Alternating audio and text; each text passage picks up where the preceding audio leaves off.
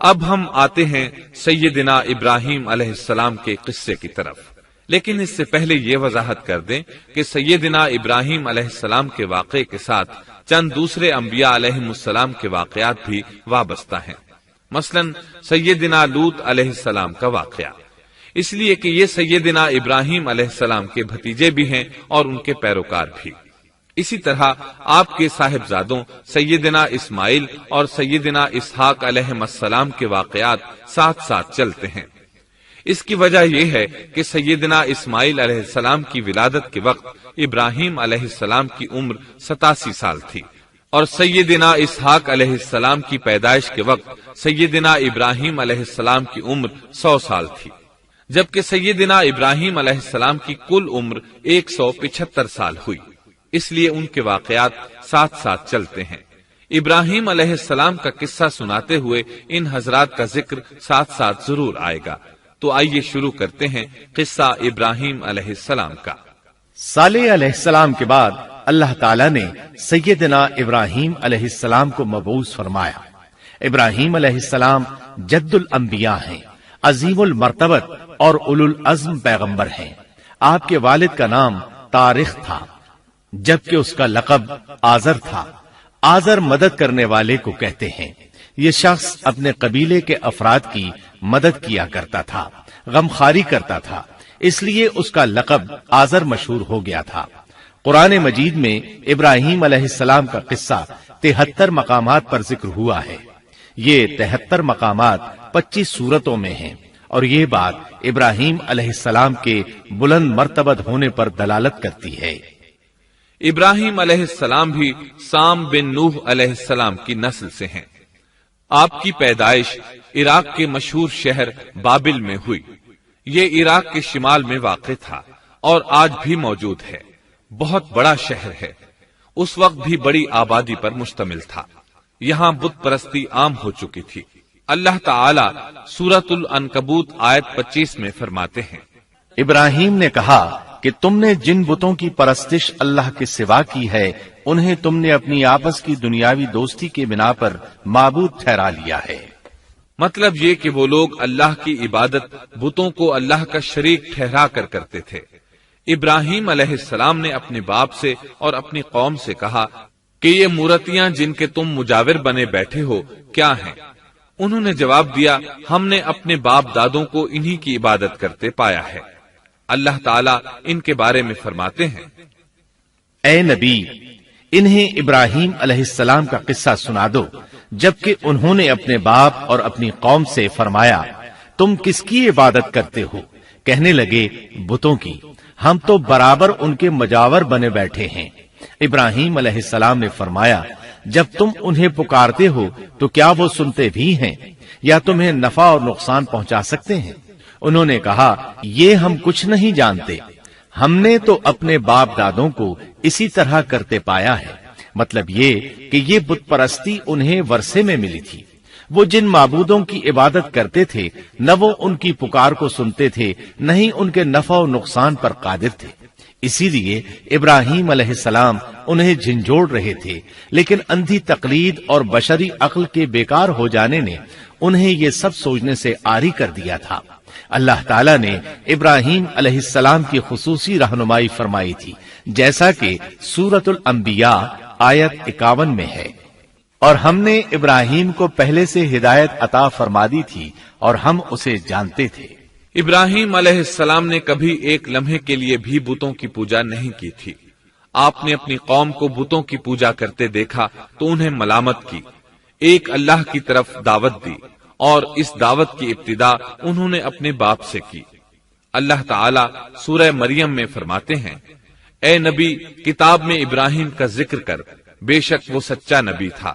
جب اس نے اپنے باپ سے کہا، اے میرے باپ، بے شک مجھے وہ علم عطا ہوا ہے جو تمہیں حاصل نہیں، اس لیے میری اطاعت کریں، میں آپ کو سیدھا راستہ دکھاؤں گا۔ اے میرے باپ، شیطان کی عبادت نہ کریں، بے شک شیطان اللہ کا نافرمان ہے۔ ان بتوں کی عبادت گویا شیطان کی عبادت ہے، اس لیے آپ نے ان معبودوں کو شیطان سے تعبیر کیا۔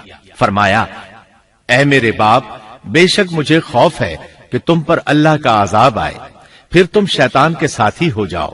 باپ نے ان کی بات سن کر کہا، اے ابراہیم، کیا تو میرے معبودوں سے پھرا ہوا ہے؟ البتہ اگر تو باز نہ آیا تو میں تجھے سنسار کر دوں گا، اور تو مجھ سے ایک مدت تک دور ہو جا، یعنی مجھ سے اتنا دور ہو جا کہ کبھی مجھے نظر نہ آئے۔ ابراہیم علیہ السلام نے اپنے باپ پر نرمی اور مہربانی کرتے ہوئے ان سے کہا، آپ پر سلامتی ہو، میں اپنے رب سے آپ کے لیے بخشش طلب کرتا رہوں گا۔ لیکن جب بعد میں ان پر واضح ہو گیا کہ وہ تو اللہ کا دشمن ہے تو ابراہیم علیہ السلام اس سے بے تعلق ہو گئے۔ سورہ توبہ آیت 114 میں اللہ فرماتے ہیں، اور ابراہیم کا اپنے والد کے لیے بخشش طلب کرنا ایک وعدے کی وجہ سے تھا جو وہ اس سے کر چکے تھے، لیکن جب انہیں معلوم ہو گیا کہ وہ اللہ کا دشمن ہے تو اس سے بیزار ہو گئے۔ بے شک ابراہیم بڑے نرم اور تحمل والے تھے۔ کسی ایماندار کے لیے جائز نہیں کہ وہ کسی کافر کے لیے دعائے مغفرت کرے، بلکہ مومن پر حرام ہے کہ وہ کسی کافر یا عیسائی وغیرہ کے لیے مغفرت طلب کرے یا اس سے یہ کہے کہ اللہ تجھ پر رحم کرے۔ ابراہیم علیہ السلام کے والد نے انہیں دھمکی دی تھی کہ اگر تم اس دعوت سے باز نہ آئے تو میں تمہیں سنسار کر دوں گا۔ اس کے جواب میں ابراہیم علیہ السلام اپنے والد کے ساتھ انتہائی شفقت سے پیش آئے اور اس سے کہنے لگے، میں آپ کے لیے اپنے رب سے استغفار کرتا رہوں گا، اس لیے کہ آپ اپنے والد پر بے حد مہربان تھے۔ اسی لیے اللہ تعالیٰ بھی ابراہیم علیہ السلام پر بے حد مہربان تھے، اور آپ کا لقب خلیل الرحمن رکھ دیا گیا۔ خلت محبت کا وہ انتہائی درجہ ہے جس کے ساتھ دل محبت سے بھر جاتا ہے، یعنی وہ بہت سے لوگوں سے بڑھ کر اللہ تعالیٰ کو محبوب تھے۔ والد کے سخت جواب کے بعد ابراہیم علیہ السلام نے ان سے علیحدگی اختیار کر لی اور انہیں مخاطب کر کے فرمایا، میں تمہیں چھوڑتا ہوں اور جنہیں تم اللہ کے سوا پکارتے ہو ان کو بھی چھوڑتا ہوں، میں اپنے رب کو پکاروں گا، مجھے امید ہے میں اپنے رب کو پکار کر محروم نہیں رہوں گا۔ آپ اللہ کے پیارے اور پسندیدہ نبی تھے۔ جب آپ نے اپنی قوم کو توحید کی دعوت دی اس وقت آپ نوجوان تھے، آپ کی عمر 16 سال تھی۔ ساتھ میں آپ اس بات پر غور و فکر بھی کرتے کہ آخر یہ لوگ بتوں کی پوجا کیوں کرتے ہیں۔ آپ کا دل ان کے شرک پر بہت کوڑتا۔ آخر آپ نے مصمم ارادہ کر لیا کہ اس شر اور فساد کی جڑ کو کاٹ کر رہیں گے، یعنی ان بتوں کو توڑ کر رہیں گے۔ آپ اپنی قوم کو بتوں کو توڑ دینے کی دھمکی دیتے رہے۔ اس دھمکی کا ذکر اللہ تعالیٰ نے سورۃ الانبیاء آیت 57 میں کیا ہے، اور اللہ کی قسم میں تمہارے بتوں کا علاج کروں گا جب تم پیٹھ پھیر کر جا چکے ہوگے۔ یہ بات ابراہیم علیہ السلام نے پوشیدہ نہیں اعلانیہ کہی تھی۔ آخر انتظار کا وقت ختم ہوا، عید کا دن آ پہنچا۔ عید کے دن وہ لوگ صبح سویرے گھر سے نکلنے سے پہلے کھانا پکا کر اپنے معبودوں کے سامنے رکھتے تھے، پھر شہر سے باہر ایک میدان میں جمع ہوتے، وہاں کھیلتے کودتے خوشیاں مناتے، ناز سے چلتے پھرتے اور کھانا کھاتے۔ شام کو گھروں کی طرف آتے، صبح بتوں کے پاس جو کھانا رکھ گئے تھے اس کو اٹھاتے اور تبرک سمجھ کر کھا جاتے۔ اپنے معمول کے مطابق انہوں نے عید کی تیاری کر لی، لیکن ابراہیم علیہ السلام تیار نہ ہوئے، اس لیے کہ وہ تو ان کے ساتھ جانے کا ارادہ ہی نہیں رکھتے تھے۔ وہ لوگ جانے سے پہلے ابراہیم علیہ السلام کے پاس آئے اور کہنے لگے، کیا آپ ہمارے ساتھ نہیں جائیں گے؟ سیدنا ابراہیم علیہ السلام نے آسمان کی طرف نگاہ کی اور فرمایا، میں بیمار ہوں۔ یہ تمام واقعہ سورۃ الانبیاء آیات 51 تا 58 میں بیان ہوا ہے۔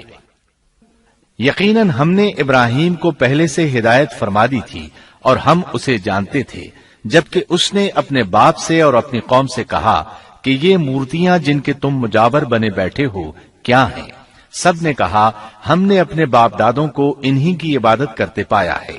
آپ نے فرمایا، پھر تو تم اور تمہارے باپ دادا سبھی یقیناً کھلی گمراہی میں مبتلا رہے۔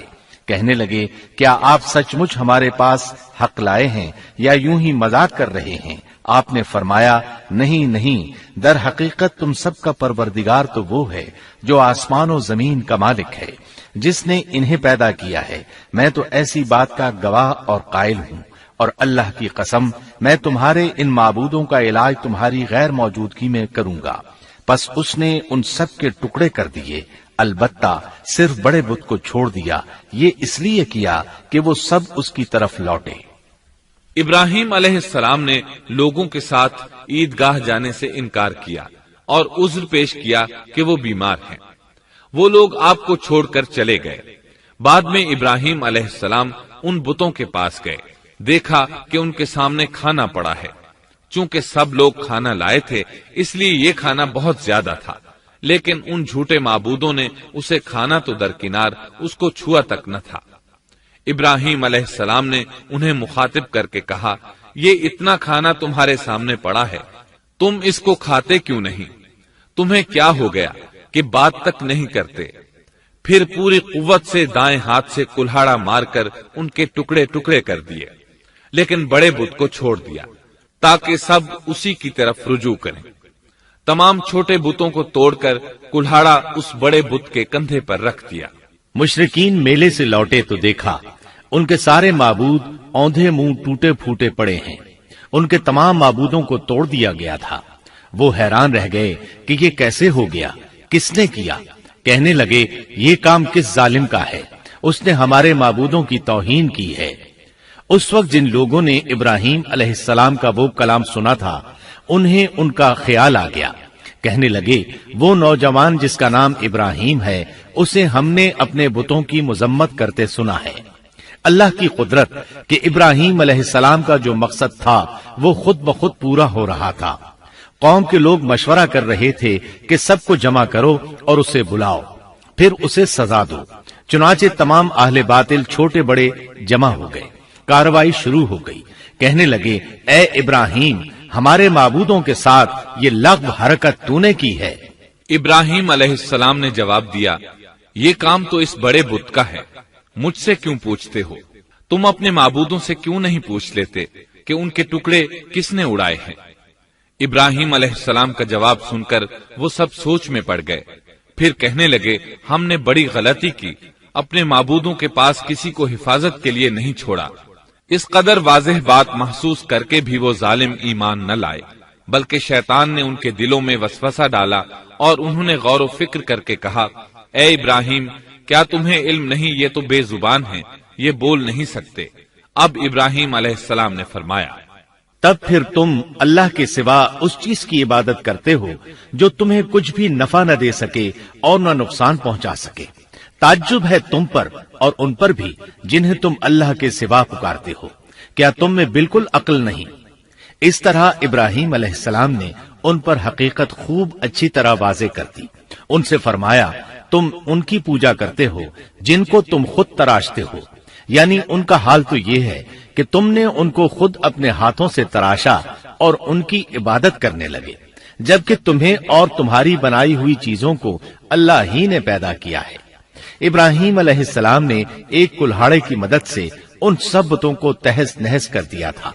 یہ اس بات کی واضح ترین نشانی تھی کہ یہ بالکل بے بس ہیں، لیکن اس واضح نشانی کے باوجود وہ اپنے کفر ہی پر ڈٹے رہے اور لگے ابراہیم علیہ السلام کو دھمکیاں دینے۔ کہنے لگے، اس کے لیے ایک آتش کدہ بناؤ اور اسے اس دہکتی آگ میں ڈال دو۔ پھر ان لوگوں نے ایک چٹیل میدان کا انتخاب کیا جہاں مٹی نام کی کوئی چیز نہیں تھی۔ اس میدان کو پتھروں کی باڑ کے ساتھ گھیر دیا گیا۔ پھر سب لوگوں کو حکم دیا گیا کہ وہ لکڑیاں جمع کر کے اس گھیری ہوئی جگہ میں رکھیں۔ چنانچہ سب لوگ لکڑیاں جمع کر کے وہاں لانے لگے، یہاں تک کہ عورتوں اور بچوں نے بھی اس کام میں بڑھ چڑھ کر حصہ لیا۔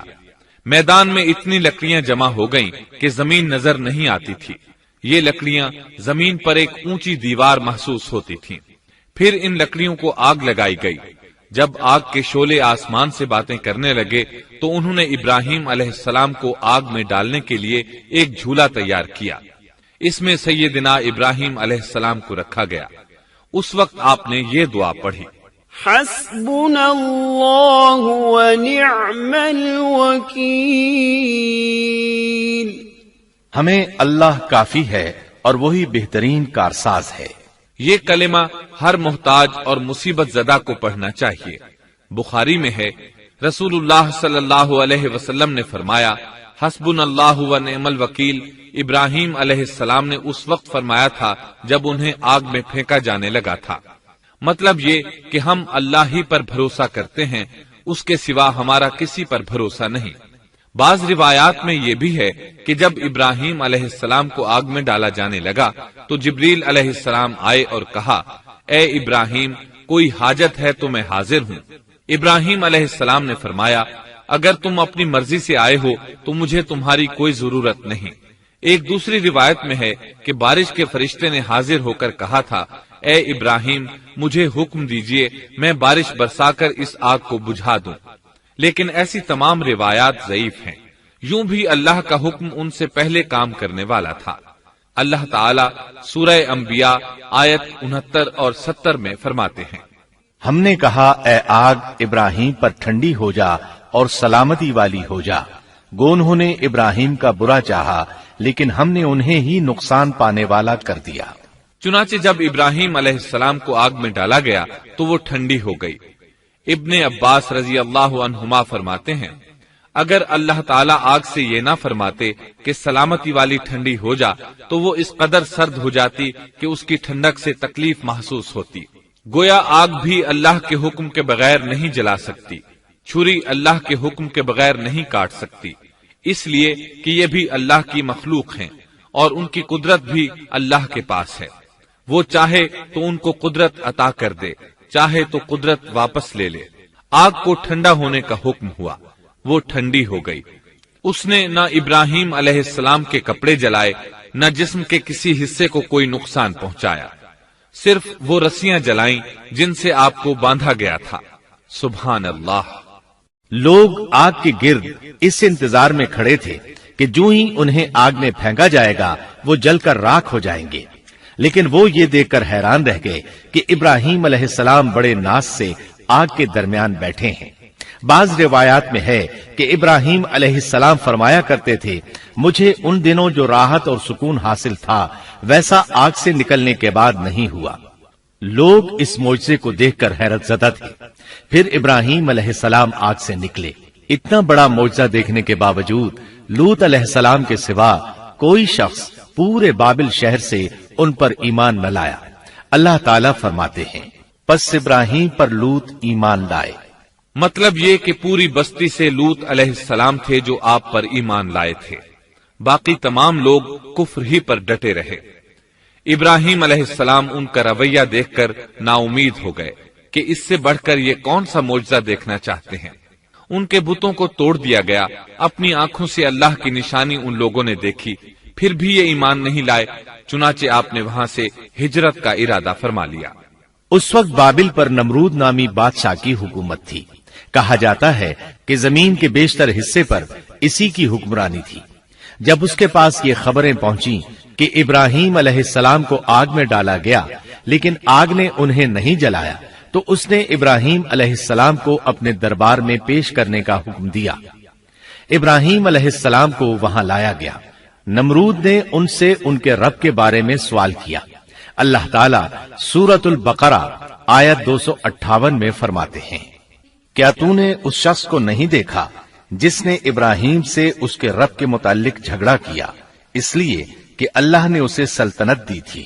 ایک روایت میں ہے کہ 4 بادشاہوں نے زمین کے بیشتر حصے پر حکمرانی کی ہے، ان میں سے ایک نمرود ہے۔ نمرود اپنے وقت کا حاکم و بادشاہ تھا۔ ابراہیم علیہ السلام سے جب اس کی اللہ تعالیٰ کے بارے میں بات چیت ہوئی تو ابراہیم علیہ السلام نے کہا، میرا رب وہ ہے جو زندہ کرتا ہے اور مارتا ہے۔ جواب میں اس نے کہا، میں بھی زندہ کرتا ہوں اور مارتا ہوں۔ چنانچہ اس نے حکم دیا کہ جیل سے 2 آدمیوں کو لے آؤ۔ جیل سے 2 ایسے آدمیوں کو لایا گیا جن کے لیے سزائے موت کا فیصلہ ہو چکا تھا۔ اس نے ان میں سے ایک کے قتل کا حکم دیا، دوسرے کو معاف کر دیا۔ اس سے اس نے یہ ثابت کرنا چاہا کہ وہ بھی زندہ کر سکتا ہے اور موت دے سکتا ہے، اور کہنے لگا، دیکھ لو میرے حکم سے لوگ مرتے ہیں اور میرے حکم سے انہیں زندگی ملتی ہے۔ اس کی بات سن کر ابراہیم علیہ السلام نے غور کیا کہ اگر وہ اس سے موت و حیات کے باریک فلسفے پر بحث کریں گے تو نمرود کا مقصد پورا ہو جائے گا اور میرا مقصد پورا نہیں ہو پائے گا۔ اس لیے بحث و مباحثے کی بجائے کوئی مضبوط دلیل پیش کر دی جائے تاکہ حق و باطل کے درمیان فرق واضح ہو جائے۔ چنانچہ آپ نے فرمایا، بے شک اللہ سورج کو مشرق سے لاتا ہے، تو اس کو مغرب سے لے آ۔ کافر بادشاہ یہ سن کر مبہوت رہ گیا، اس کا سر جھک گیا۔ اللہ تعالیٰ فرماتے ہیں تب وہ کافر حیران رہ گیا اور اللہ نا انصافوں کو سیدھی راہ نہیں دکھاتا۔ ان تمام باتوں کے بعد نمرود کو یہ معلوم کرنے کی ضرورت نہیں رہی کہ ابراہیم علیہ السلام آگ سے کیسے نجات پا گئے، کیونکہ حقیقت اس پر آشکار ہو چکی تھی۔ وہ جان گیا تھا کہ اصل معاملہ کیا ہے۔ چنانچہ اس نے ابراہیم علیہ السلام سے کہا، آپ اس ملک سے نکل جائیے، ہم آپ کو یہاں نہیں رہنے دیں گے۔ ابراہیم علیہ السلام نے عراق کو خیر بات کہا اور شام کی طرف ہجرت کر گئے۔ یہاں آ کر وہ حران نامی بستی میں مقیم ہوئے۔ اسی جگہ آپ نے اپنے چچا ہاران کی بیٹی سیدہ سارہ علیہ السلام سے شادی کی۔ اللہ تعالیٰ اس ہجرت کے بارے میں فرماتے ہیں، اور ہم اسے یعنی ابراہیم اور لوط کو بچا کر اس زمین کی طرف لے آئے جس میں ہم نے جہان کے لیے برکت رکھی تھی۔ جب آپ حران کے مقام پر پہنچے تو وہیں ٹھہر گئے، وہیں رہنے لگے۔ یہاں آ کر آپ کا شمار بنو حران میں ہونے لگا۔ آپ لوگوں کو اسی شہر میں رہنے کی دعوت دیتے۔ اس شہر کے لوگ بتوں کی پوجا نہیں کرتے تھے بلکہ ستاروں کو پوجتے تھے۔ ابراہیم علیہ السلام نے جب ان کی یہ حالت دیکھی تو ارادہ کر لیا کہ ان لوگوں کو بتائیں گے کہ ستاروں کی عبادت کرنا باطل ہے۔ یہ لوگ چونکہ نجوم پرست تھے اس لیے ان کی عبادت کا وقت رات کو ہوتا تھا، اور یہ لوگ رات کے وقت عبادت کرتے تھے کیونکہ ان کے معبود یعنی ستارے رات ہی کو طلوع ہوتے ہیں۔ چنانچہ ابراہیم علیہ السلام انہیں یہ دکھانے کے لیے کہ ان چیزوں کی عبادت باطل ہے ایک دن ان کے ساتھ نکلے۔ اللہ نے آسمان کے دروازے کھول دیے تو ابراہیم علیہ السلام نے چاند، ستاروں، سیاروں اور آسمان و زمین کی سلطنت کو دیکھا۔ اللہ تعالیٰ نے ابراہیم علیہ السلام سے تمام پردے ختم کر دیے جو عام طور پر لوگوں کی آنکھوں پر ہوتے ہیں، اور انہوں نے وہ کچھ دیکھا جسے آج کی رصد گاہیں بھی نہیں دیکھ سکتی۔ اللہ تعالیٰ سورۃ الانعام آیت 75 میں فرماتے ہیں، اور اسی طرح ہم نے ابراہیم کو آسمان اور زمین کی سلطنت کا مشاہدہ کرا دیا تاکہ وہ یقین کرنے والوں میں سے ہو جائے۔ بعض مفسرین نے لکھا ہے کہ یہ سب کچھ اللہ تعالیٰ نے ابراہیم علیہ السلام کو اس لیے دکھایا تھا کہ وہ ستاروں کی پرستش کرتے تھے۔ پھر اللہ تعالیٰ نے اپنی عبادت کی طرف ان کی رہنمائی فرمائی۔ جن مفسرین نے یہ بات لکھی وہ غلطی پر ہیں، کیونکہ ایک جلیل القدر رسول کے متعلق ایسا گمان کرنا کبیرہ گناہ ہے۔ آسمان اور زمین کی سلطنت اور دیگر معجزات دکھانے کے بعد اللہ تعالیٰ فرماتے ہیں، آسمان اور زمین کی پیدائش یقیناً انسان کی پیدائش سے بہت بڑا کام ہے۔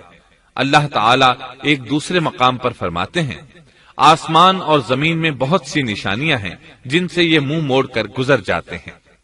ابراہیم علیہ السلام حران شہر کے ستارہ پرستوں کو لے کر ایک رات نکلے۔ اچانک ایک ستارہ طلوع ہوا، اس کی چمک دمک بہت تھی، شکل صورت کے لحاظ سے بھی بہت خوبصورت تھا۔ اس وقت ابراہیم علیہ السلام نے بطور مذاق کہا، یہ میرا رب ہے۔ لیکن جب وہ ستارہ کچھ دیر بعد چھپ گیا تو کہنے لگے، یہ تو غروب ہو گیا۔ یہ رب کیسے ہو سکتا ہے؟ جو چھپ جائے وہ رب نہیں ہو سکتا، پس میں تو غروب ہونے والوں کو پسند نہیں کرتا۔ اگلے روز وہ پھر ان لوگوں کو ساتھ لے کر نکلے تو چاند کو دیکھا۔ یہ شکل صورت میں ستاروں سے کہیں زیادہ خوبصورت تھا، روشن تھا، لیکن یہ بھی غروب ہو گیا تو ابراہیم کہنے لگے، اگر مجھے میرے رب نے ہدایت نہ کی تو میں گمراہ لوگوں میں شامل ہو جاؤں گا۔ اے اللہ، تو کہاں ہے؟ اپنی طرف میری رہنمائی کر۔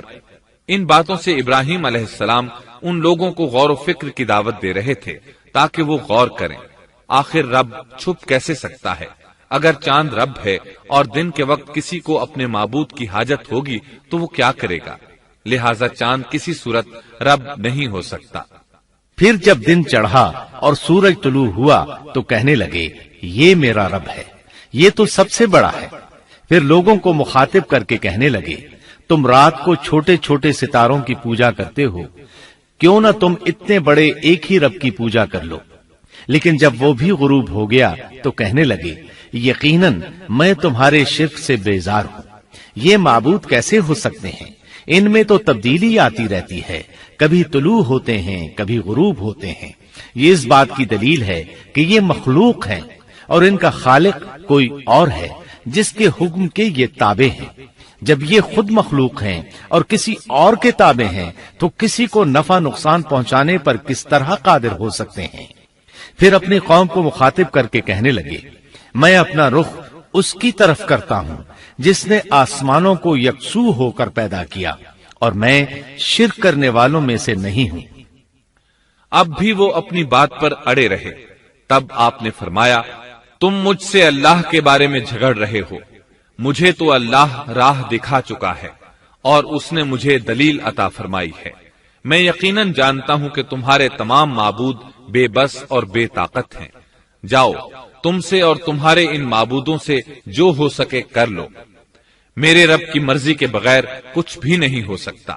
میرے رب نے ہر چیز کے علم کو اپنے گھیرے میں لے رکھا ہے. کیا پھر بھی تم نصیحت حاصل نہیں کرو گے؟ اور میں تمہارے معبودوں سے خوف کیوں کھاؤں؟ تم اللہ سے نہیں ڈرتے؟ ان کو اللہ کا شریک ٹھہرا رہے ہو. اللہ نے اس کی کوئی دلیل نازل نہیں کی. اگر تم میں صحیح علم ہے تو تم ہی بتلا دو کہ ہم دونوں جماعتوں میں سے امن کا زیادہ حقدار کون ہے.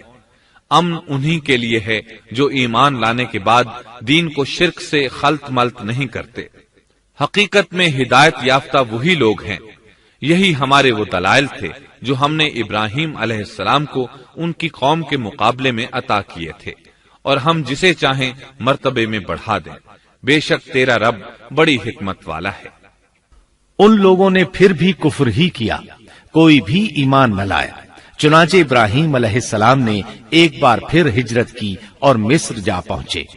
مصر کے بادشاہ کو خبر ملی کہ ایک شخص ہجرت کر کے آیا ہے اور اس کے ساتھ ایک عورت ہے.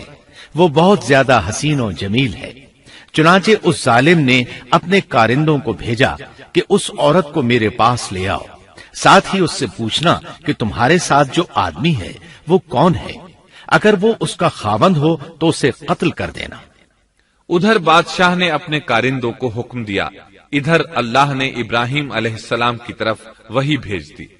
انہوں نے سارا علیہ السلام سے کہا اگر وہ تجھ سے میرے بارے میں پوچھیں تو بتا دینا تم میری بہن ہو. پھر سارا سے بولے اے سارا، روئے زمین پر میرے اور تیرے سوا کوئی مومن نہیں، یعنی یہ کافروں کی سرزمین ہے، یہاں کوئی مومن نہیں، اس لحاظ سے تم میری دینی بہن ہو. پھر بادشاہ نے ابراہیم علیہ السلام کو پیش کرنے کا حکم دیا. اس نے آپ سے پوچھا یہ عورت کون ہے؟ آپ نے فرمایا یہ میری بہن ہے. اس طرح ابراہیم علیہ السلام کی زندگی میں 3 موقع ایسے آئے کہ انہوں نے اللہ کے دین کی حمایت اور مدافعت کے لیے توریہ کیا. توریہ کا مطلب یہ ہے کہ واقعہ کچھ اور ہو لیکن کوئی شخص کسی خاص مصلحت کی وجہ سے اسے 2 معانی والے الفاظ کے ساتھ اس انداز میں بیان کرے کہ سننے والا اس واقعہ کو نہ سمجھ سکے بلکہ اس کا ذہن خلاف واقعہ چیز کی طرف منتقل ہو جائے. شریعت نے بعض مخصوص حالات میں اس کی اجازت دی ہے. وہ 3 مواقع جہاں ابراہیم علیہ السلام نے توریہ فرمایا ان کی وضاحت کچھ اس طرح ہے. ایک یہ کہ آپ نے میلے پر نہ جانے کی غرض سے ان لوگوں سے کہا تھا کہ میں بیمار ہوں. دوسرے موقع پر یہ فرمایا تھا یہ کام اس بڑے سردار بت کا ہے. تیسرے سارا علیہ السلام کو دینی بہن قرار دیا. اس ظالم بادشاہ نے سارا علیہ السلام کو اپنی تحویل میں لے لیا. جب سارا علیہ السلام کو معلوم ہوا کہ وہ ایک بدکار شخص ہے تو انہوں نے اللہ تعالیٰ سے دعا کی اے اللہ تجھے معلوم ہے میں تجھ پر اور تیرے نبی پر ایمان لائی ہوں اور اپنے جسم کو اپنے خاوند کے سوا ہر ایک سے محفوظ رکھا ہے، لہٰذا آپ اس کافر کو مجھ پر مسلط نہ کیجیے گا. چنانچہ اس کافر بادشاہ نے جب سیدہ سارا کو پکڑنے کے لیے اپنا ہاتھ بڑھایا تو اس کا ہاتھ شل ہو گیا اور اپنی جگہ پر جم گیا. وہ لگا چیخ پکار کرنے. اس میں اتنی طاقت نہ رہی کہ اپنے ہاتھ کو حرکت دے سکے. اس کی آواز سن کر اس کے محافظ بھاگے ہوئے آئے. انہوں نے اس کے ہاتھ کو چھڑانا چاہا لیکن چھڑا نہ سکے. اس کی یہ حالت دیکھ کر سیدہ سارا خوف زدہ ہو گئیں۔ انہوں نے سوچا اگر یہ مر گیا تو لوگ کہیں گے اسے میں نے قتل کیا ہے۔ چنانچہ انہوں نے اللہ سے دعا کی کہ اسے چھوڑ دیا جائے۔ اللہ تعالیٰ نے آپ کی دعا قبول کر لی، اس کا ہاتھ ٹھیک ہو گیا، لیکن وہ ظالم پھر بھی نہ ڈرا۔ اس نے ایک بار پھر آپ کی طرف ہاتھ بڑھایا، اس کا ہاتھ پھر شل ہو گیا۔ سیدہ سارا نے پھر دعا کی، وہ دوبارہ ٹھیک ہو گیا، وہ پھر بھی باز نہ آیا۔ تیسری بار پھر اس نے ان کی طرف ہاتھ بڑھایا، اس بار بھی اس کا ہاتھ شل ہو گیا۔ اب وہ سیدہ سارا علیہ السلام سے کہنے لگا، اب کی بار اگر تو مجھے اس مصیبت سے نجات دلائے گی تو میں تجھے چھوڑ دوں گا اور کبھی تیرے آڑے نہیں آؤں گا۔ چنانچہ سیدہ سارا علیہ السلام نے اللہ تعالی سے دعا کی، وہ ٹھیک ہو گیا۔ تب اس نے اپنے کارندوں کو آواز دی اور ان سے بولا، تم میرے پاس کسی انسان کو نہیں بلکہ سرکش جن کو لائے ہو۔ پھر اس نے انہیں رہا کر دیا، عزت و اکرام سے رخصت کیا اور ان کی خدمت کے لیے اپنی بیٹی ہاجرہ کو ساتھ کر دیا۔ سارا علیہ السلام واپس لوٹی تو دیکھا کہ ابراہیم علیہ السلام نماز پڑھ رہے ہیں۔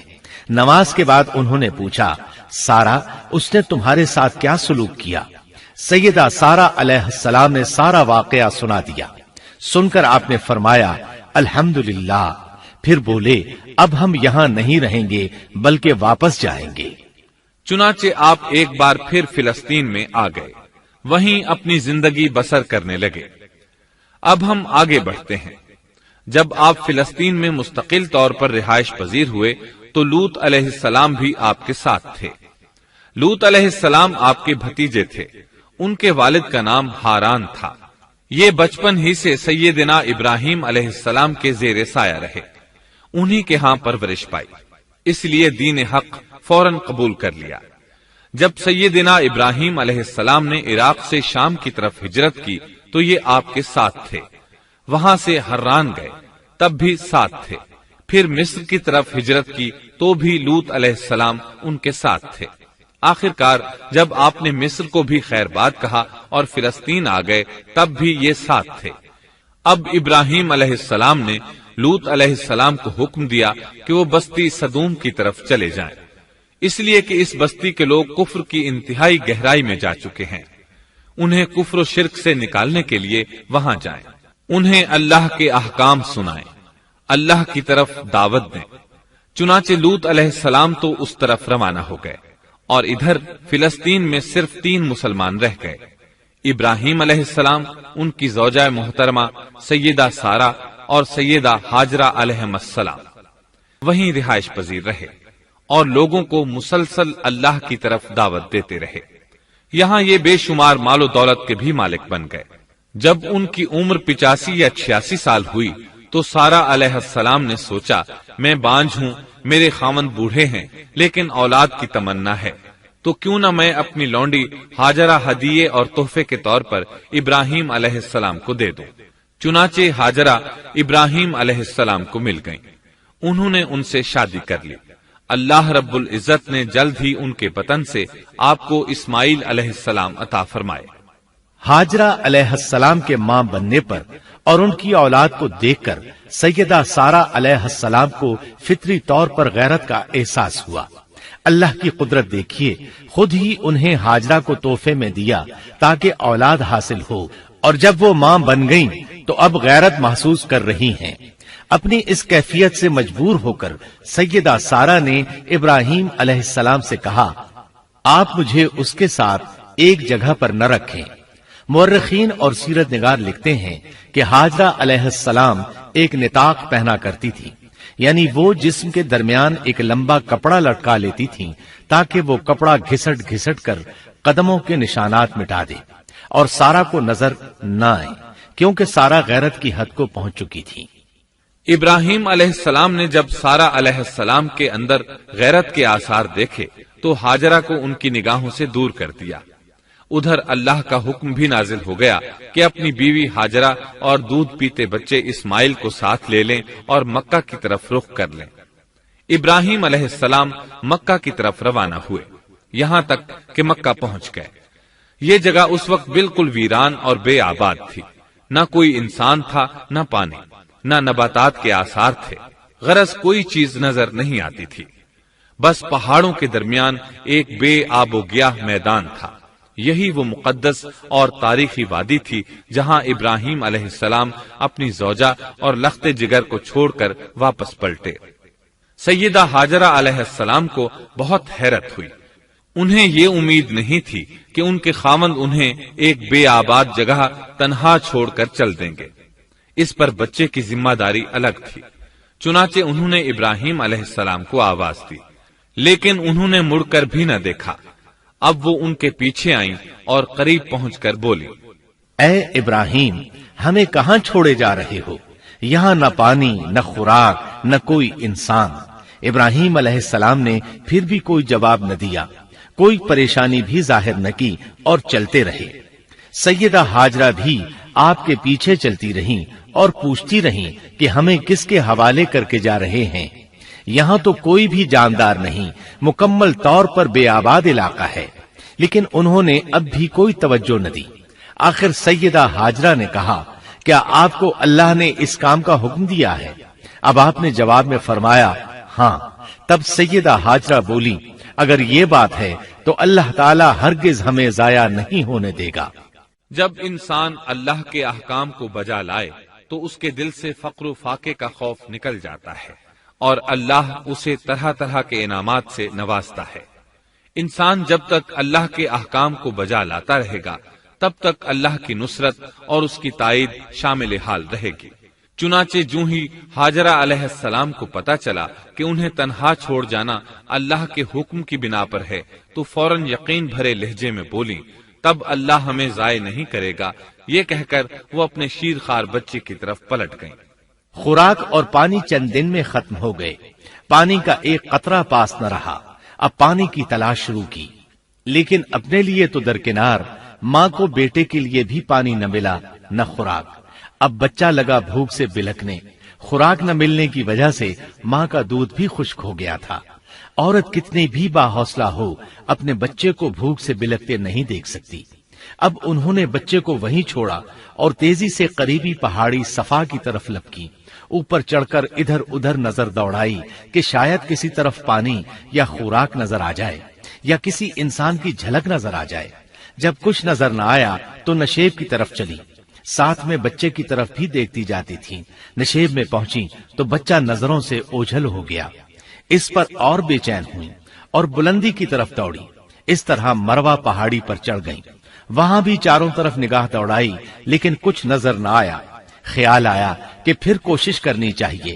اس خیال سے مروہ پہاڑی سے اتری اور صفا کی طرف چل دی۔ درمیان میں نشیب کی وجہ سے بچہ نظر نہ آیا تو دوڑنے لگی۔ اس طرح پھر صفا پر چڑھ گئی۔ اللہ اکبر! ایک تو عورت ذات کمزور، پھر بھوک پیاس سے نڈھال، اس پر کس قدر سعی اور کوشش میں مصروف، وہ بھی اپنے بچے کے لیے۔ بہرحال بار بار کوشش کے خیال سے انہوں نے صفا اور مروہ پہاڑیوں کے درمیان 7 چکر لگائے۔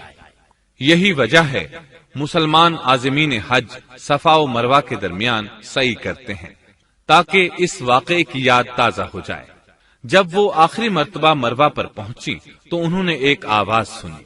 یہ آواز اسماعیل علیہ السلام کے قریب سے آئی تھی۔ انہوں نے پوری توجہ سے آواز کو سننے کی کوشش کی اور جلدی سے اسماعیل کے قریب پہنچی۔ کیا دیکھتی ہیں؟ اسماعیل کے قدموں کے نیچے سے پانی پھوٹ رہا ہے، کیونکہ جبریل علیہ السلام کو اللہ نے اس صابرہ خاتون کی مدد کے لیے بھیجا تھا۔ انہوں نے زمزم والی جگہ پر اپنا پر مارا تو اسماعیل کے قدموں کے پاس سے ایک عظیم چشمہ رحمت نمودار ہوا۔ مستقبل کے پیغمبر کے قدموں کے نیچے سے اللہ نے جبریل فرشتے کے ذریعے زمین پھاڑ کر پانی نکال دیا۔ یہی آب زمزم کا آغاز تھا۔ ہاجرہ علیہ السلام پانی کو آنکھیں پھاڑ پھاڑ کر حیرت سے دیکھ رہی تھی۔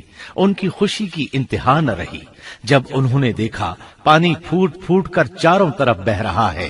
زمین ہموار تھی، اس لیے انہوں نے زمین کو کھودنا شروع کر دیا تاکہ پانی ادھر ادھر نہ بہ جائے۔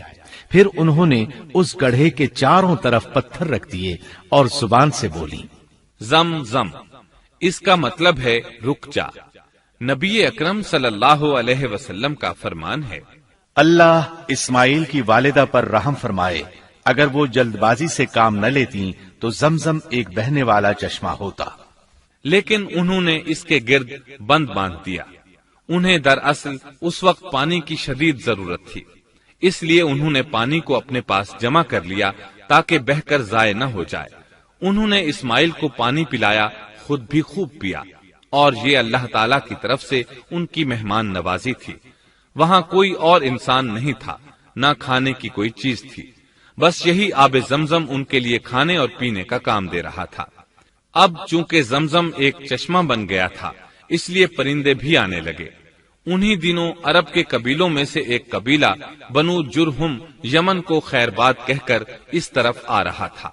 یمن میں ایک بہت بڑا ڈیم تھا، پہاڑوں کے درمیان انہوں نے پانی کو روک کر ایک بہت بڑا بند قائم کر رکھا تھا، اس سے پورا سال آسانی سے کھیتی باڑی کرتے تھے۔ اس ڈیم کی بدولت ان کا آب پاشی کا نظام بہت اچھا تھا۔ جب اس ڈیم کو اللہ تعالیٰ نے توڑا تو تمام لوگ وہاں سے منتشر ہو گئے اور جزیرہ عرب کے اطراف میں منتقل ہونے لگے۔ وہیں سے ہجرت کرنے والا ایک قبیلہ بنو جرہم تھا۔ یہ لوگ بنیادی طور پر عرب تھے۔ یہ قبیلہ سفر میں رہتا، جہاں کہیں پانی اور چراگاہ نظر آتے وہیں پڑاؤ ڈال دیتے۔ جب وہاں خوراک ختم ہو جاتی تو آگے سفر شروع کر دیتے۔ چونکہ وہ بہت بڑے تاجر تھے، اس بنا پر ان راستوں سے خوب واقف تھے۔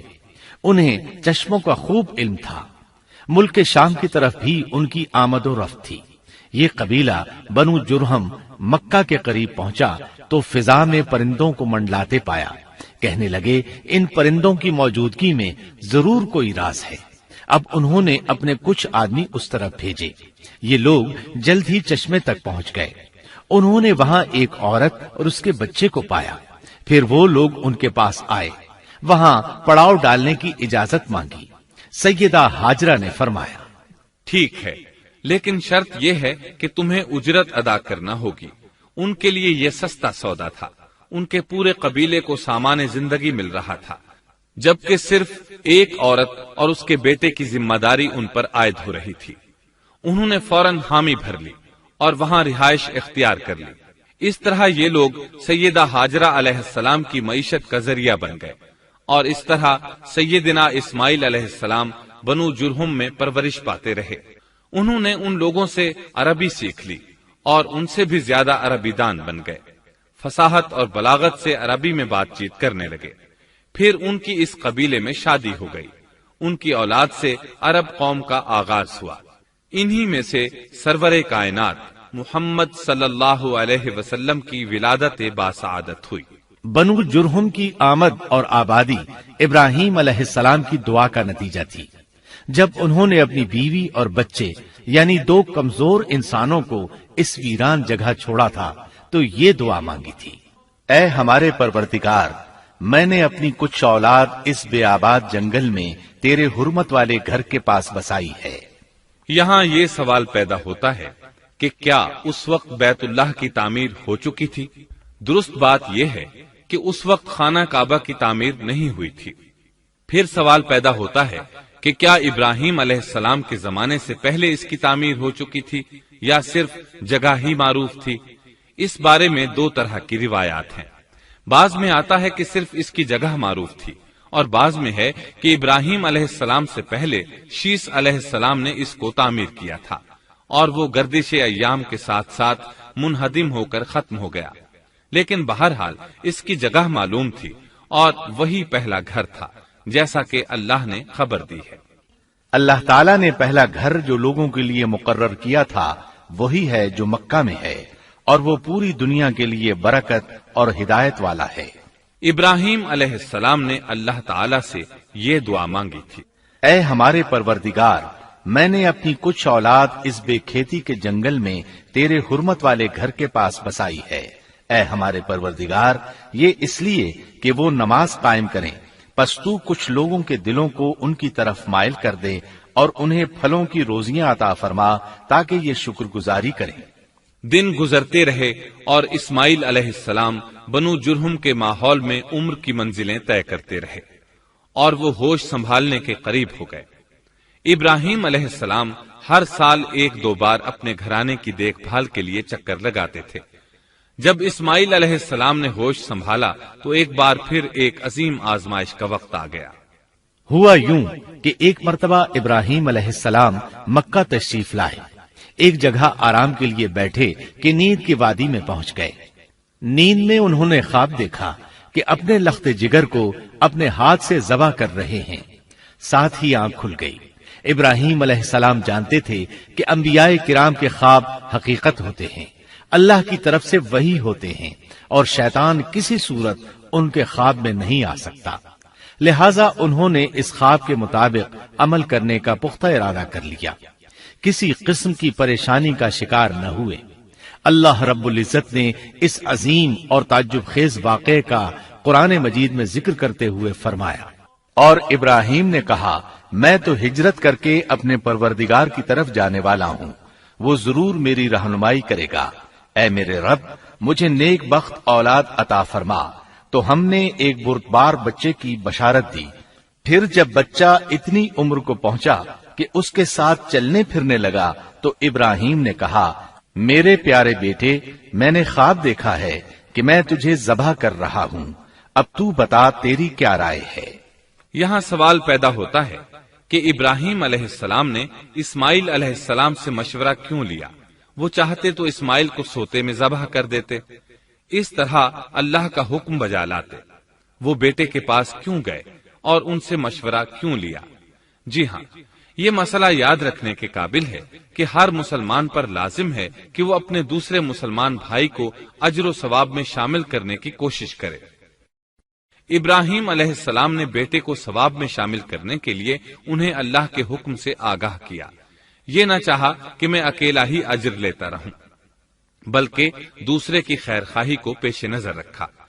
والدین کے لیے آپ کے اس انداز میں نصیحت موجود ہے، یہ کہ اولاد کو ثواب کے مواقع فراہم کریں، ان کی صحیح تربیت کریں۔ اگر صدقہ کرنے کا موقع ملے تو بچوں کے ذریعے صدقہ کرائیں، تاکہ انہیں بھی اللہ کے راستے میں خرچ کرنے کی عادت پڑے۔ جب کسی دینی مجلس میں بیٹھنے کا موقع ملے تو اپنی اولاد کو بھی ساتھ لے کر جائیں۔ بے شمار لوگ خود تو جاتے ہیں، اولاد کو جانے کے لیے کہتے بھی نہیں، خود دین سیکھتے ہیں، اولاد کو دین نہیں سکھاتے۔ ابراہیم علیہ السلام نے اسماعیل علیہ السلام سے رائے لی۔ سبحان اللہ، انہوں نے جواب میں فرمایا اے ابا جان، آپ کو جو حکم ملا ہے کر گزریے۔ یہ نہیں کہا کہ مجھے تو حکم نہیں ہوا، بلکہ فوراً سر تسلیم خم کر دیا، اس لیے کہ وہ جانتے تھے انبیاء کا خواب حقیقت پر مبنی ہوتا ہے، اللہ کی وحی ہوتا ہے، اس لیے بالکل پریشانی ظاہر نہ کی، یہ تک نہ پوچھا مجھے کیوں ذبح کر رہے ہیں، یا میرا کیا جرم ہے، یا آپ کے پاس کون سا صریح حکم آیا ہے۔ انہوں نے ایسی کوئی بات نہ کہی۔ اللہ کی فرما برداری اسی کو کہتے ہیں۔ چنانچہ اپنے باپ سے کہا اے ابا جان، آپ کو جو حکم ہوا ہے اس کو کر گزریے، انشاءاللہ آپ مجھے صبر کرنے والوں میں پائیں گے۔ علماء کرام فرماتے ہیں اس جملے سے ان کا انتہائی ادب اور احترام شامل ہے، اور اس میں زبردست توکل موجود ہے۔ یہ نہیں کہا کہ آپ مجھے صبر کرنے والوں میں سے پائیں گے، بلکہ آپ نے اللہ کی مشیت کو جملے میں شامل کیا اور فرمایا انشاءاللہ آپ مجھے صبر کرنے والوں میں سے پائیں گے۔ لہذا مسلمانوں کو دھوکے میں نہیں پڑنا چاہیے۔ یہ نہ کہے میں سفر کروں گا، میں فلاں کام کروں گا، میں فلاں کام کے کرنے کی طاقت رکھتا ہوں، بلکہ یوں کہے اللہ نے چاہا تو میں سفر کروں گا، اللہ نے چاہا تو فلاں کام کروں گا۔ اپنے علم اور طاقت کے دھوکے میں پڑنا سراسر نادانی ہے۔ ہر چیز کا تعلق اللہ سے قائم کرے، جیسا کہ اللہ تعالیٰ فرماتے ہیں، اور ہرگز ہرگز کسی کام پر یوں نہ کہنا کہ میں اسے کل کروں گا، مگر ساتھ ہی انشاءاللہ کہہ لینا۔ اپنی زبان کو اللہ کے ذکر سے سجا کر رکھو اور ہمیشہ اپنے معاملات کو اللہ کی طرف لوٹاؤ۔ بہرحال باپ بیٹا دونوں ہی مصمم ارادے کے ساتھ اللہ کا حکم پورا کرنے کے لیے پیش ہو گئے۔ اسماعیل علیہ السلام نے اپنے والد محترم سیدنا ابراہیم علیہ السلام سے کہا جب آپ مجھے ذبح کرنے لگیں تو میری پیشانی کو زمین پر رکھ دیجیے گا تاکہ آپ کو میرا چہرہ نظر نہ آئے اور کہیں آپ کے ہاتھ رک نہ جائیں، چہرہ دیکھ کر آپ پر شفقت پدری غالب نہ آ جائے۔ اب ابراہیم علیہ السلام نے بیٹے کی پیشانی پکڑ کر زمین پر لٹا دیا، جیسا کہ اللہ تعالی نے فرمایا۔ جب دونوں مطیع ہو گئے اور ابراہیم نے اسے پیشانی کے بل لٹا دیا، اب انہوں نے چھری پکڑی اور گردن پر چلا دی، لیکن چھری نے گردن نہ کاٹی، بالکل اسی طرح جیسے آگ نے ابراہیم کو نہیں جلایا تھا، اس لیے کہ چھری میں کاٹنے کی طاقت اور آگ میں جلانے کی صلاحیت اللہ کے حکم کے بغیر نہیں آ سکتی۔ اللہ نے دونوں سے یہ طاقتیں سلب کر لی۔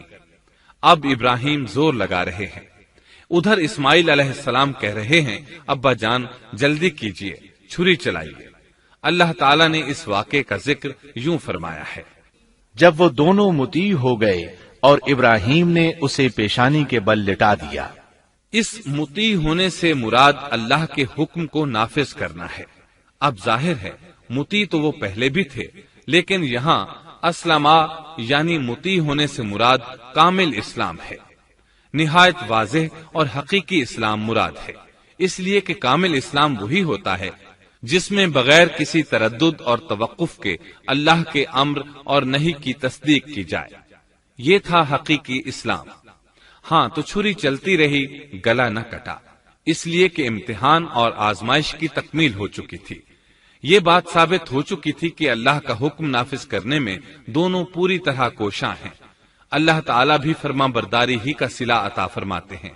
چنانچہ آواز آئی، قد صدقت الرؤيا، ہم نے اسے پکارا، اے ابراہیم تو نے خواب کو سچ کر دکھایا، یقیناً ہم اسی طرح نیکوکاروں کو جزا دیا کرتے ہیں۔ یقیناً یہ ایک کھلی آزمائش تھی۔ تاریخ کا ایک عظیم ترین امتحان اور کڑی آزمائش دنیا کو آج بھی حیرت میں ڈال دیتی ہے۔ کون ہے جو بیٹے کو ذبح کرنے پر تیار ہو جائے، خاص طور پر اس صورت میں جب اولاد بھی اکلوتی ہو، جس کی وجہ سے 86 سال کے بعد آنگن میں بہار آئی ہو۔ پھر اس کی قربانی کا بھی واضح حکم نہیں دیا گیا تھا، اشارتاً خواب میں رہنمائی کی گئی تھی۔ آپ کہہ سکتے تھے یہ قتل اور سنگین جرم ہے، کہہ سکتے تھے اپنے بیٹے کو کس جرم میں قتل کروں، لیکن آپ نے بغیر کسی تعامل کے سر تسلیم خم کر دیا اور اس عظیم امتحان میں کامیاب ہوئے۔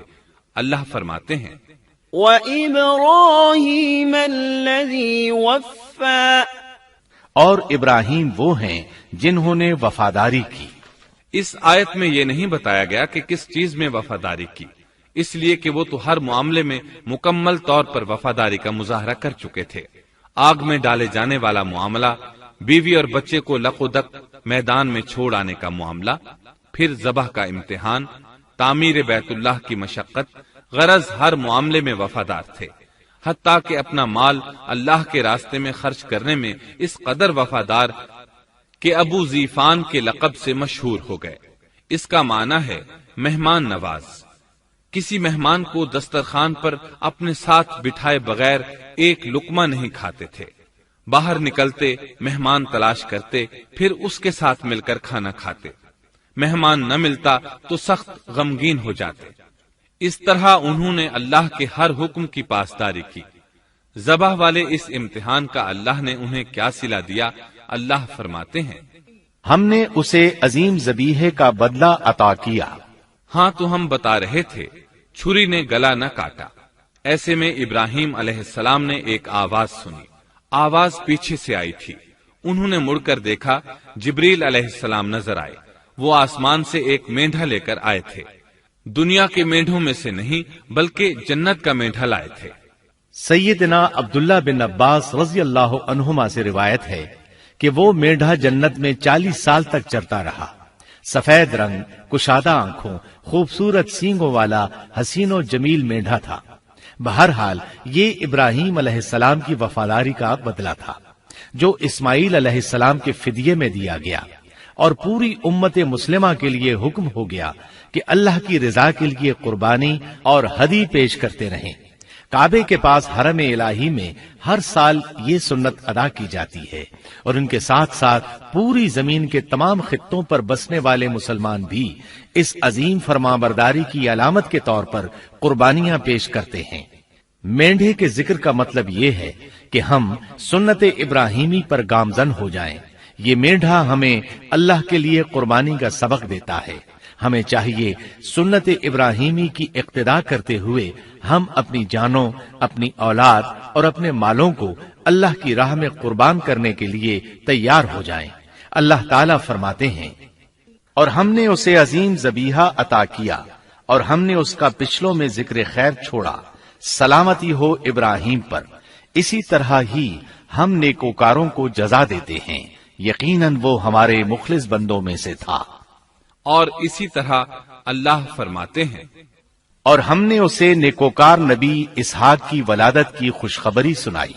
یہ خوشخبری فلسطین کی طرف واپس لوٹنے کے بعد سنائی گئی۔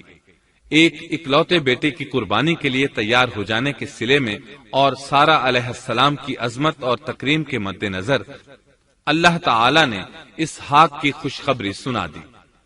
یہ آیت ذبح کے واقعے کے بعد اللہ تعالی نے ذکر فرمائی ہے، اس لیے معلوم ہوا پچھلی آیات میں اسحاق کے علاوہ کسی اور بیٹے کا ذکر ہوا ہے، اور وہ اسماعیل علیہ السلام ہی تھے، جبکہ یہودی روایات میں اسحاق علیہ السلام کو ذبیح قرار دیا جاتا ہے۔ یہ بالکل غلط ہے۔ ذبح کے واقعے کے بعد اسحاق علیہ السلام کی بشارت مل رہی ہے، پھر بھلا وہ پیدا ہونے سے پہلے ہی ذبیح کیسے بن گئے؟ اس لیے یہ قطعی بات ہے کہ اسماعیل علیہ السلام ہی ذبیح ہیں۔ اس کے کئی اور بھی دلائل ہیں جن کے ذکر کرنے کا یہاں موقع نہیں۔ بہرحال اس عظیم آزمائش میں بے مثال کامیابی کے بعد ابراہیم علیہ السلام فلسطین آئے اور 120 سال کی عمر میں اسحاق علیہ السلام کی بشارت ملی، جبکہ سارہ علیہ السلام کی عمر 90 سال تھی۔ ان پر بڑھاپا طاری ہو چکا تھا۔ ایسے میں 3 فرشتے آئے، وہ تو قوم لوط کی تباہی کے لیے آئے تھے۔ راستے میں اللہ کے حکم سے ابراہیم علیہ السلام اور ان کی اہلیہ سارہ کو خوشخبری سنائی، اور اس غرض کے لیے وہ انسانی شکل میں آئے تھے۔ ابراہیم علیہ السلام تو پہلے ہی بہت مہمان نواز تھے، انہیں دیکھ کر بہت خوش ہوئے کہ مہمان آ گئے۔ فرشتوں نے انہیں سلام کیا، ابراہیم علیہ السلام نے سلام کا جواب دیا۔ وہ حیرت زدہ تھے کہ یہ لوگ ان کی بستی کے رہنے والے تو ہیں نہیں، لیکن ان پر سفر کے نشانات بھی نہیں ہیں، جیسا کہ دور سے چل کر آنے والوں میں ہوتے ہیں، نہ ان کے پاس سواریاں ہیں۔ قرآن مجید میں آتا ہے، فرشتوں نے سلام کیا تو ابراہیم نے بھی سلام کیا اور دل میں خیال کیا یہ اجنبی لوگ ہیں۔ پھر وہ اپنی مہمان نوازی کی عادت کے مطابق انہیں اندر لے آئے، ان کے لیے کھانے کا انتظام کیا۔ اللہ تعالیٰ فرماتے ہیں، ہمارے بھیجے ہوئے فرشتے ابراہیم کے پاس خوشخبری لے کر آئے تو انہوں نے سلام کیا۔ ابراہیم نے سلام کا جواب دیا اور فوراً بھنا ہوا بچڑا لے آئے، اور بچڑا بھی موٹا تھا۔ ان کے سامنے کھانا پیش کیا، لیکن وہ بھلا کب کھانے کی طرف ہاتھ بڑھانے والے تھے؟ یہ دیکھ کر ابراہیم علیہ السلام نے خوف محسوس کیا کہ کہیں یہ دشمن نہ ہو۔ اس وقت فرشتوں نے کہا، ابراہیم نہ ڈر، ہم تو قوم لوط کی طرف بھیجے گئے ہیں۔ جب انہوں نے یہ باتیں کی تو سارہ علیہ السلام پاس کھڑی تھی، وہ ہنسنے لگی۔ وہ خوشخبری سے پہلے کیوں ہنس پڑی؟ علماء اس بارے میں کہتے ہیں کہ جب انہوں نے سنا یہ فرشتے لوط علیہ السلام کی بستی کو تباہ کرنے جا رہے ہیں تو ان کے خاتمے کی خبر سن کر وہ ہنستی۔ اس کے بعد فرشتوں نے یہ خوشخبری سنائی، ہم نے اسے اسحاق کی پیدائش کی خوشخبری دی اور اسحاق کے بعد یعقوب پوتے کی بھی خوشخبری دی۔ بہت جلد ہی ہم اسحاق سے تیری ویران گود کو آباد کریں گے، اور تو اپنی زندگی میں اس کے بیٹے یعقوب کو بھی دیکھ لے گی۔ اب 3 بشارتیں جمع ہو گئیں، بیٹا پیدا ہوگا، لمبی عمر ملے گی یعنی بیٹا جوان ہوگا، اور پھر وہ اپنے پوتے کو بھی دیکھے گی۔ اس سے بڑھ کر کیا عزت اور تکریم ہو سکتی ہے؟ اس لیے جب نبی کریم صلی اللہ علیہ وسلم سے پوچھا گیا کریم یعنی عزت والا کون ہے، تو آپ نے فرمایا کریم بن کریم بن کریم بن کریم، یعنی یوسف بن یعقوب بن اسحاق بن ابراہیم علیہ السلام۔ مطلب یہ کہ نبی بن نبی بن نبی بن نبی۔ یہ یوسف علیہ السلام کی شان ہے کہ خود بھی کریم، باپ بھی کریم، دادا بھی کریم اور پردادا بھی کریم۔ اس سے بڑھ کر عزت افزائی کیا ہو سکتی ہے؟ بہرحال فرشتوں نے انہیں خوشخبری دی۔ پھر انہوں نے ابراہیم کو ایک صاحب علم لڑکے کی بشارت دی۔ خوشخبری سن کر سیدہ سارہ حیران ہوئی، مارے حیرت کے منہ سے ہلکی سی چیخ نکل گئی۔ انہوں نے اپنے رخسار پر ہاتھ مارا جیسا کہ عورتوں کی عادت ہوتی ہے، کہنے لگی، ہائے افسوس، کیا میں بچہ جنوں گی حالانکہ میں بانجھ ہوں اور میرے خاوند بوڑھے ہیں؟ یہ تو حیرت کی بات ہے۔ ایک دوسری جگہ اللہ تعالیٰ نے یہ الفاظ فرمائے، کہنے لگی، میں بوڑھی اور بانجھ ہوں، بھلا میں بچے کو کیسے جنم دوں گی؟ اس پر فرشتوں نے کہا، تو اللہ کے حکم پر تعجب کرتی ہے، اے اہل بیت، یہ تو اللہ کی تم پر رحمت اور برکت ہے، وہ بہت بزرگ اور قابل تعریف ہے۔ دوسری آیت میں ہے، انہوں نے کہا، اسی طرح تیرے رب نے فیصلہ کیا ہے اور ہمیں کہا ہے، یقیناً وہ بہت حکمت والا ہے اور علم رکھنے والا ہے۔ یہ تھی اسحاق علیہ السلام کی ولادت کی خوشخبری۔ ابراہیم علیہ السلام مکے میں سیدنا اسماعیل علیہ السلام سے ملنے کے لیے آتے رہتے تھے۔ ایک روز آئے تو ان سے کہا، اے میرے بیٹے، اللہ تعالیٰ نے مجھے حکم دیا ہے کہ اس مقام پر اللہ کا گھر تعمیر کرنا۔ اسماعیل علیہ السلام نے فوراً کہا، میں حاضر ہوں۔ اس طرح انہوں نے کھدائی شروع کی۔ ایسے میں انہیں شیش علیہ السلام کی تعمیر کے آثار نظر آئے، انہوں نے اس پر تعمیر شروع کر دی۔ ایک روایت میں یہ بھی ہے کہ انہوں نے فرشتوں والی بنیادوں کے آثار بھی دیکھے۔ نبی کریم صلی اللہ علیہ وسلم کی جوانی کے دنوں میں جب مکے کے قریش نے کعبے کی تعمیر نئے سرے سے کی تو انہوں نے اس کی بنیادوں کو گہرا کرنا چاہا۔ وہ کھدائی کرتے ان سبز پتھروں تک پہنچ گئے جو پہاڑوں کی چوٹیوں کی طرح نظر آ رہے تھے۔ انہوں نے ان پتھروں کو نکالنا چاہا۔ ایک شخص نے کدال کے ذریعے ایک پتھر کو باہر نکالا تو اس کے نیچے سے اتنا نور نکلنے لگا کہ قریب تھا وہ شخص اندھا ہو جاتا۔ پھر پتھر خود بخود نیچے جا گرا اور اپنی جگہ پر جم گیا۔ اس کے بعد لوگوں نے ان پتھروں کو ہاتھ نہ لگایا اور تعمیر شروع کر دی۔ قرآن مجید میں تعمیر کعبہ اور بیت اللہ کا تذکرہ اس طرح آیا ہے، اور جب ہم نے بیت اللہ کے مکان میں ابراہیم کو جگہ دی اور فرمایا کہ میرے ساتھ شرک نہ کرنا اور میرے گھر کو طواف، قیام اور رکوع و سجود کرنے والوں کے لیے پاک رکھنا، اور فرمایا، بے شک لوگوں کے لیے جو پہلا گھر تعمیر کیا گیا ہے وہ مکہ میں ہے، وہ جہان والوں کے لیے برکت اور ہدایت کا ذریعہ ہے، اس میں واضح نشانیاں ہیں، مثلا مقام ابراہیم، تو جو کوئی حرم میں داخل ہوگا وہ امن میں آ جائے گا۔ اور فرمایا، اور یاد کرو اس وقت کو جب ابراہیم کو اس کے پروردگار نے کئی باتوں کے ذریعے آزمایا، وہ ان میں پورے اترے تو اللہ نے فرمایا، میں آپ کو تمام لوگوں کا امام بنا رہا ہوں۔ ابراہیم نے کہا، اے میرے رب، میری اولاد میں سے بھی امام بنائیے۔ جواب میں اللہ نے فرمایا، میرا امامت کا وعدہ ظالم لوگوں کے لیے نہیں ہے۔ اور اس وقت کو یاد کرو جب ہم نے بیت اللہ کو ثواب اور امن کی جگہ بنا دیا اور لوگوں نے مقام ابراہیم کو جائے نماز بنا لیا۔ ہم نے ابراہیم کو حکم دیا کہ میرے گھر کو طواف، اعتکاف، رکوع اور سجود کے لیے پاک رکھو، اور وہ وقت بھی یاد رکھو جب ابراہیم نے دعا کی، اے پروردگار، اس شہر کو امن والا بنا دے اور اس کے مومن بندوں کو پھلوں کا رزق عطا کر۔ اللہ تعالیٰ نے فرمایا، میں کافروں کو بھی تھوڑا فائدہ دوں گا، پھر انہیں آگ کے عذاب کی طرف بے بس کر دوں گا، یہ پہنچنے کی جگہ بری ہے۔ اور وہ وقت یاد کرو جب ابراہیم اور اسماعیل بیت اللہ کی بنیادوں کو بلند کر رہے تھے اور دعا مانگ رہے تھے، اے ہمارے رب، ہماری محنت کو قبول فرما، تو دعا کو سننے والا، جاننے والا ہے، اور ہمیں اپنا فرما بردار بنا، ہماری اولاد میں سے بھی ایک فرما بردار گروہ بنا، اور ہمیں عبادت کا طریقہ سکھا اور ہم پر رجوع فرما، کیونکہ تو ہی توبہ قبول کرنے اور رحم فرمانے والا ہے۔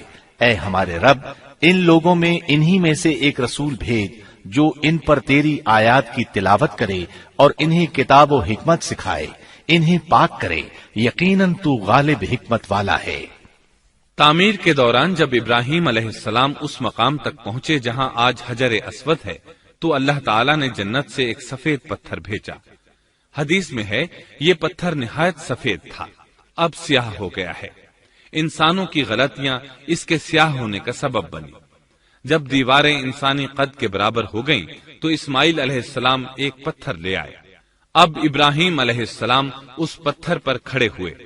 وہ ننگے پاؤں تھے۔ اسی وقت پتھر پگھل گیا، ان کے پاؤں اس کے اندر کسی قدر دھنس گئے، پتھر پر ان کے پیروں کے نشانات آ گئے۔ اسی پتھر کو آج مقام ابراہیم کہا جاتا ہے۔ پہلے یہ پتھر بیت اللہ کی دیواروں کے ساتھ رکھا گیا تھا۔ جب لوگ طواف کے لیے آتے تو سیدنا ابراہیم کے پیروں کے نشانات دیکھنے کے لیے یہاں ہجوم ہو جاتا۔ اس طرح طواف کرنے والوں کو دقت کا سامنا ہوتا۔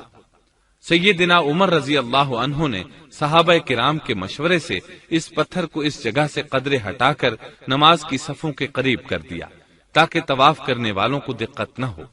یہ مقام بہت مقدس ہے۔ اللہ نے فرمایا ہے، تم مقام ابراہیم کو جائے نماز مقرر کر لو۔ مقام ابراہیم کے قریب اس کے پیچھے ہو کر نماز پڑھنے کا موقع مل جائے تو لازماً وہاں 2 رکعت ادا کیا کرو۔ موقع نہ ملے تو پھر پوری مسجد حرام میں طواف سے فراغت والی 2 رکعت پڑھ لیا کرو۔ اس طرح کعبہ تعمیر ہوا۔ تب نیا حکم آیا، لوگوں میں جو استطاعت رکھے اس پر اللہ کے لیے حج بیت اللہ فرض ہے، اور جو شخص جان بوجھ کر اعراض کرے تو اللہ جہانوں سے بے نیاز ہے اور اسے اس کی کوئی پرواہ نہیں۔ ادھر ابراہیم علیہ السلام کو اللہ تعالی کی طرف سے اشارہ ہوا، لوگوں میں حج کا اعلان کر دیں۔ ابراہیم علیہ السلام کہنے لگے، اللہ میری آواز بھلا کس کس تک پہنچے گی؟ جواب آیا، آپ کے ذمے آواز لگانا ہے، پہنچانا ہمارا کام ہے۔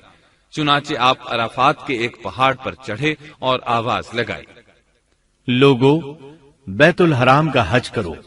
اللہ تعالیٰ نے معجزانہ طور پر یہ آواز تمام انسانوں تک پہنچا دی، خواہ وہ پیدا ہوئے تھے یا نہیں۔ دوسرا معجزہ یہ ہوا کہ اللہ نے بیت اللہ اور اس کے حج کی محبت لوگوں کے دلوں میں ڈال دی۔ اللہ نے فرمایا، اور آپ لوگوں میں حج کا اعلان کر دیں، وہ آپ کی طرف پیدل بھی آئیں گے اور دبلے پتلے اونٹوں پر بھی دور دور سے آئیں گے۔ اس طرح لوگ پیدل اور سوار ہو کر کثرت سے حج کے لیے آنے لگے اور یہ ویران علاقہ آباد ہونے لگا۔